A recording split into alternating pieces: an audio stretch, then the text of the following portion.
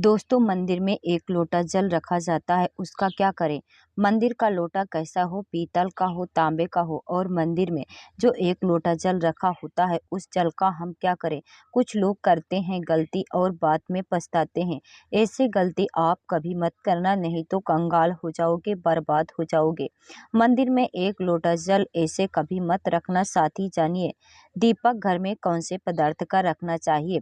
तांबे का, लोहे का, पीतल का, कांसे का, या फिर स्टील का, कांच का, या फिर माटी का। कुछ लोग घर में रखते हैं गलत दीपक और घर हो जाता है बर्बाद। इस पदार्थ का दीपक तो हम भी कभी नहीं रखते हैं। और जानिए, दीपक की लोग कच्चे कलावे से बनाए या रुई से या फिर सूती धागा से बांधने वाले कलावे से।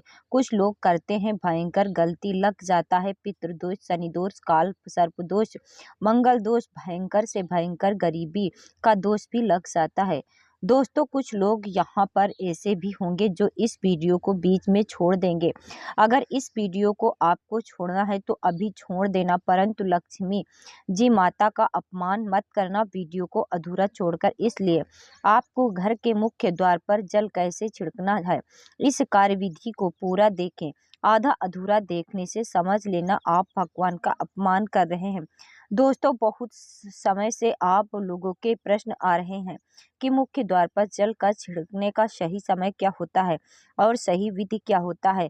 किस समय हमें जल छिड़कना चाहिए और क्या मुख्य द्वार पर जल छिड़कने के लिए स्नान करना आवश्यक है या फिर स्नान के बिना मुख्य द्वार पर जल का छिड़काव किया जा सकता है।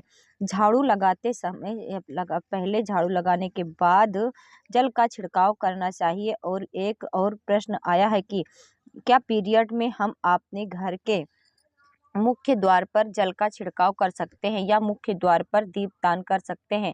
और जल से ही जुड़ा हुआ एक और प्रश्न है आपका कि मंदिर में जो प्रतिदिन हम एक लोटा जल रखते हैं उस जल का हमें क्या करना चाहिए, किस प्रकार प्रयोग करना चाहिए। क्या हम उसे खाने में प्रयोग कर सकते हैं या फिर हम किसी पौधे में डाल सकते हैं।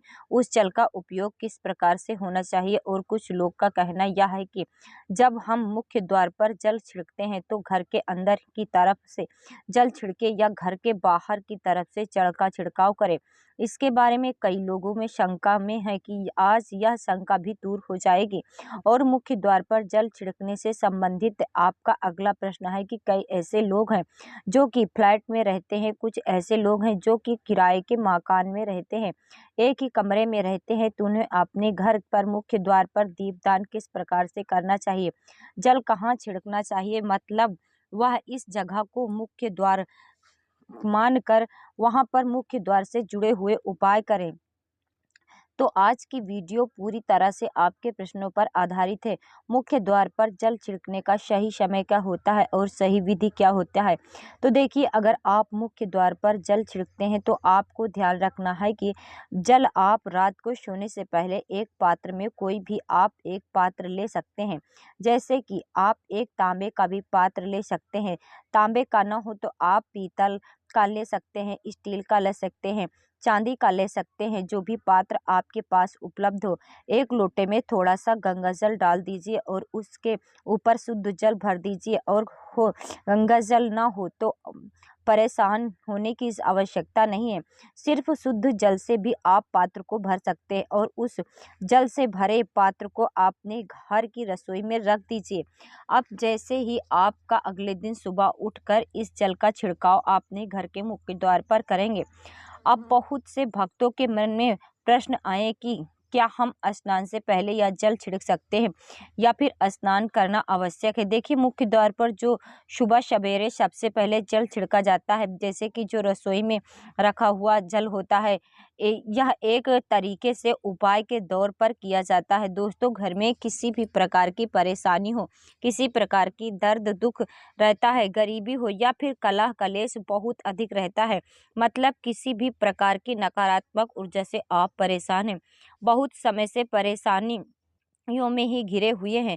तो ऐसे में घर की रसोई में रखा हुआ जल और यही जल घर के मुख्य द्वार पर सुबह उठकर छिड़का जाता है।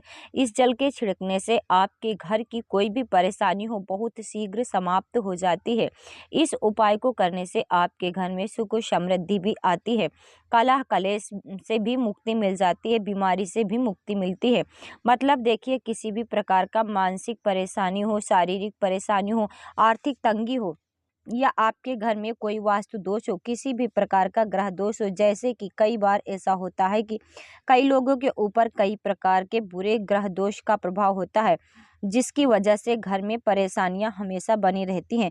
तो ग्रह दोष के प्रभाव से भी आपको मुक्ति मिलती है। वास्तु दोष और पितृ दोष भी समाप्त होता है। इसके साथ ही जैसे कि बहुत से लोगों के प्रश्न होते हैं कि उनके ऊपर किसी ने कुछ करा दिया है, उनके परिवार ने किसी भी प्रकार के पहले कोई परेशानी नहीं थी, लेकिन अभी कुछ समय से परेशानी लगातार आती ही जा रही है और कोई रास्ता नहीं मिल रहा है परेशानी से निकलने का। तो किसी के ने भी किया कराया का भी तंत्र मंत्र का प्रभाव भी, किसी की बुरी नज़र का प्रभाव हो, तो आपको इस उपाय से मतलब इस एक लोटा जल से आपकी परेशानी स्वतः ही कुछ दिनों के बाद में समाप्त हो जाती है।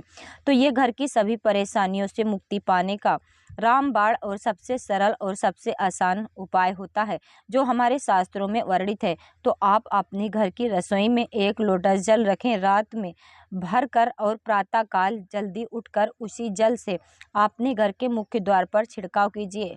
अब जैसे कि बहुत से लोगों के प्रश्न आते हैं कि ये जल हमें किस समय अपने घर के मुख्य द्वार पर छिड़कना चाहिए, तो देखिए, सुबह सूर्योदय होने से पहले इस जल का छिड़काव अपने घर के मुख्य द्वार पर हो जाना चाहिए।